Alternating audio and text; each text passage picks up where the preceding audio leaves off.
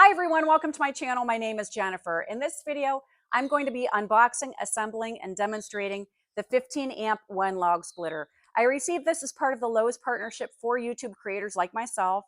I also needed a larger chainsaw, so I purchased the 16-inch model, which I'll be using with this log splitter, so you'll get to see both products paired together. I chose this log splitter because it was affordable at $337. Also, it comes with a portable stand. And when I was doing a little research, I saw that a lot of people were bent over and using their log splitters on the ground or had to come up with some type of a platform to raise it, which didn't look very comfortable or efficient to me. I also like that this is electric and I don't have to worry about gas or fumes.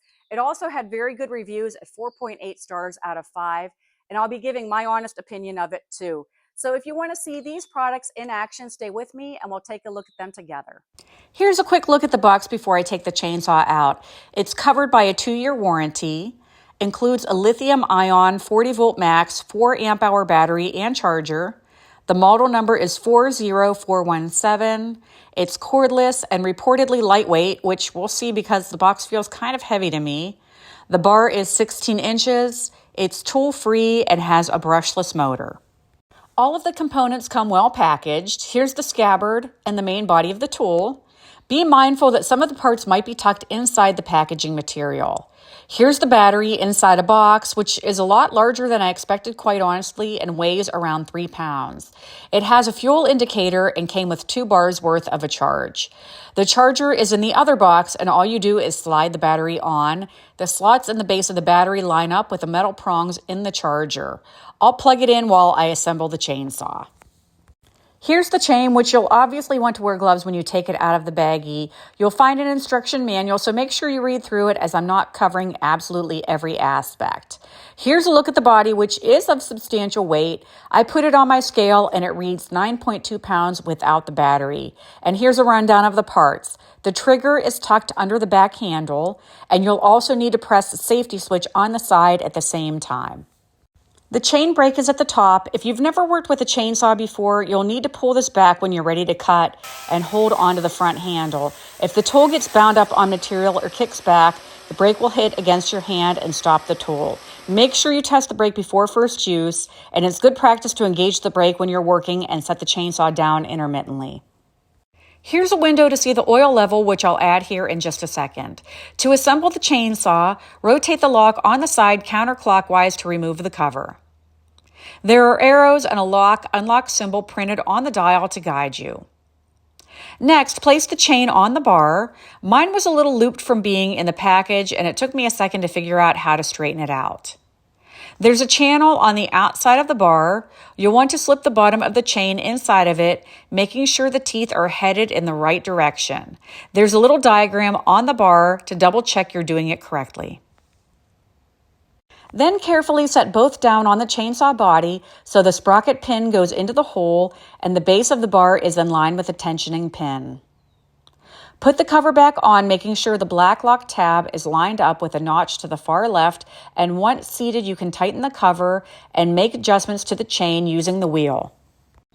Make sure to remove the slack, but at the same time, don't over-tighten it either, because that could cause excessive wear and tear. You should only be able to pull 1/8 of an inch of the chain away from the bar, and it shouldn't sag. Make sure to read over the manual as it goes over additional safety measures such as checking and tightening the chain while using. When you're finished working, remember to put the scabbard back on, and there are little built-in tabs that slip inside the chainsaw body to keep it from coming off.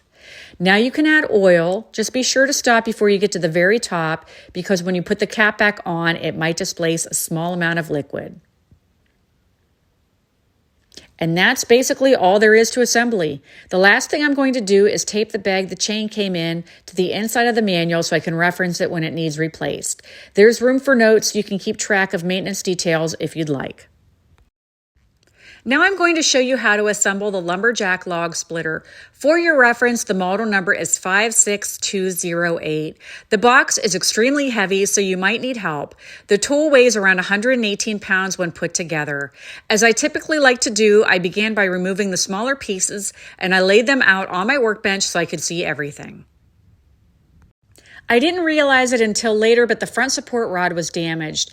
There's a detailed parts list in the manual, so I just called customer support and they're sending a replacement. The instructions say not to use the splitter if anything is damaged, but I wanted to finish this video, so I'll just replace it when it comes in. Assemble the stand. What's not in the manual are meaningful instructions for assembly, which is good news for me, as everyone that purchased this product will no doubt need help. There are, however, some humorous Easter eggs hidden in the manual, so I would encourage looking for those because at least it's entertaining, and all of the other directions besides assembly seem thorough. Okay, getting the splitter out of the box took some doing, and I put most of the actual stand together on the table, which I'll show you here in just a second. Then I attached it to the splitter flipped upside down because otherwise I don't know if it would be humanly possible to assemble it upright. Within the box, you're going to find separate baggies containing the 5.5-inch rubberized wheels, hardware, and handle. Look for the rod that has the wheel axis and slide a wheel onto it facing out. Then take a washer from the same bag and slip it onto the axis. Then take a cotter pin and slide it through the hole. On a side note, the cotter pin will slip right back out, so I bent the ends to keep it in place. I don't know if the orange cap is supposed to keep the pin from falling out, but I wasn't taking any chances. I lined my orange caps up in such a way to give myself access if I need to pop it off with a screwdriver in the future. Repeat the same process on the other side. Now take the stand connector cross piece and slide it through the square slot on the wheel axis. Gather the hardware. You'll have 4 M10 bolts, and you'll need a 17mm wrench to tighten them. And you'll also have 6 M8 bolts with washers, spring washers, and nuts. You'll need a 13mm wrench for those. I didn't realize a couple things that would have been helpful to know at this point. One, this cross piece has holes in it that are too small to accept the threads on the bolts, so I'm not sure what their purpose is. 2, it actually slides through the wheel assembly. And 3, if you over tighten, it'll dent the rods. So in this case, just connect it until it's snug because you'll most likely be adjusting it once the splitter is upright anyway. Next, attach the front support and use an M10 bolt to fasten it in place. Now find the 2 stand legs. They face in such a way that they cradle the back of the splitter like this. You'll need to find the M8 bolts and washers, and if you have hands larger than mine, you're probably going to need needle nose pliers too, because it's next to impossible to fit your hand in this space. I was a little unsure of what order the hardware goes in because of the way I received it, and I got conflicting answers on Google, so here's what I did, but you do what you think is best. I inserted the bolt, then placed the flat washer on the other side of the material, then the spring washer, and then the nut. I started adding the stand and realized this metal front piece needs removed first. You'll only need this part if you choose to forego the stand and set the splitter on the ground. In that case, the wheels would attach here instead. I'm keeping the hardware and the metal piece in a separate baggie, and hopefully if I ever need them, I'll remember where I put them. Go ahead and attach the stand now. This is another impossible area to reach, and I found it best to fasten the nuts and bolts that are furthest inside the base before doing the outer ones. Otherwise, I don't think they'd be accessible at all. Now, even though the box, tool, and manual have multiple warnings all over it, I still try to stand this up by myself because I wanted to finish filming. After a couple minutes, I listened to the voices screaming in my head that it was a bad idea, and I waited until my son got home from work to help me. The last thing that needs added is the handle. You'll find it in a bag with bolts and an Allen key that isn't even the correct size.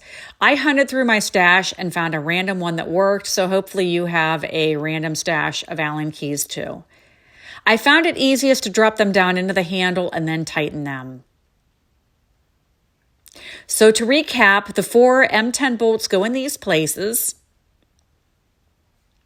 and the 6 M8 bolts go in these areas. At this point, you can fasten anything that needs tightened, and that's basically it for assembly. There are a few things you need to check before using it, though. 1, there's a black bleed screw located here. Turn it counterclockwise 1 or 2 turns to release any trapped air.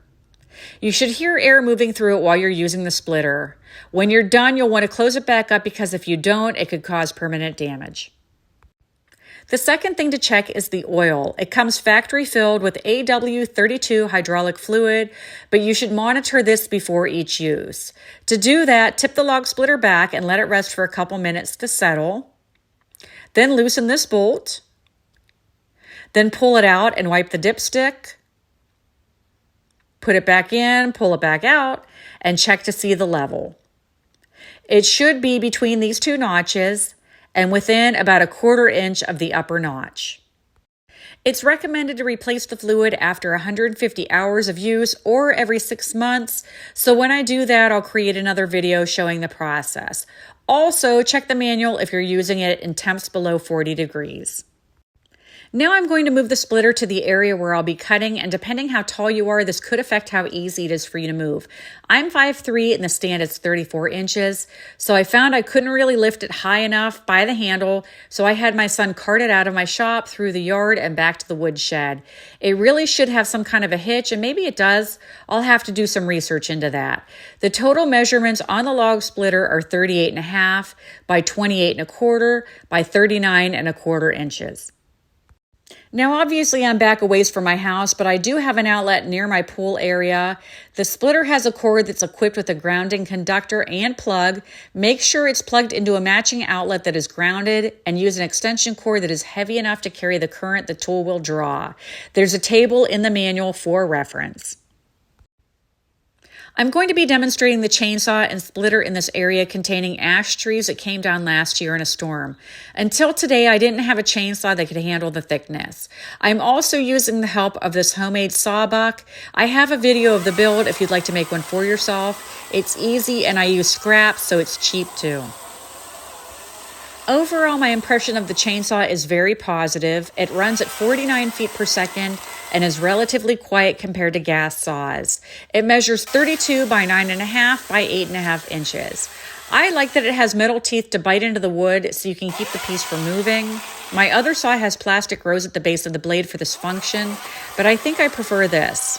I had no trouble slicing through everything I cut, and it didn't get bogged down or stop at any point.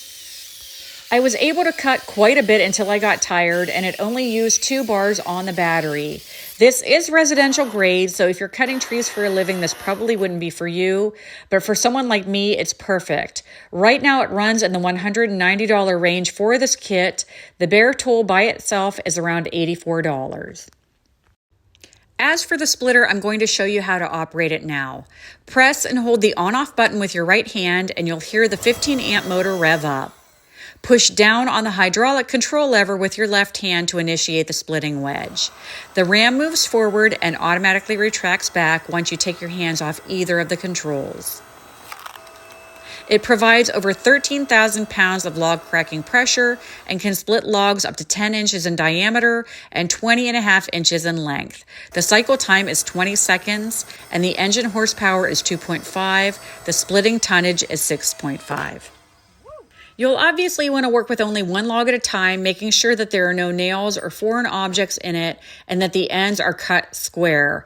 If the log fails to split within 5 seconds, this means its hardness exceeds the capacity of the machine or needs rolled to see if it splits in a different position. Don't push the machine or you could damage it. I tried a couple methods to gauge what seemed the most natural to me. The manual says to set the log up by the wedge.